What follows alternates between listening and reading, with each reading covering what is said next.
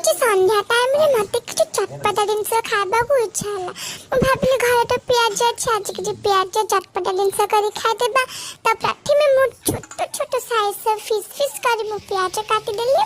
तारे कॉर्नफ्लावर, बेसन, हल्दी गुंडा, लक्का गुंडा, गरम मसला, मटन मसला, धनिया पाउडर मसला, अदा रसुन पेस्ट सब भल भागे पकेकी मु भल भाबरे हाथ रे मु गोया गोई कर साला फिर मुटाई सोयाबीन सॉस चम्मच टे पकेली भल भाबरे मु हाथ रे गोया गोई कर देली। देखन तो करे रे तेल गरम होसला पर मु हाथ काची गोल गोल काटी सेई गरम तेल पकेली आ ऊपर से चला कर पेपर साइड कर देखन तो मु केंतो उतार काची तो आज चटपटा दिन खाबा देखन तो माजी चटपटा दिन से कर दे। मो वीडियो आपन भल लागिबा लाइक शेयर कमेंट करबे।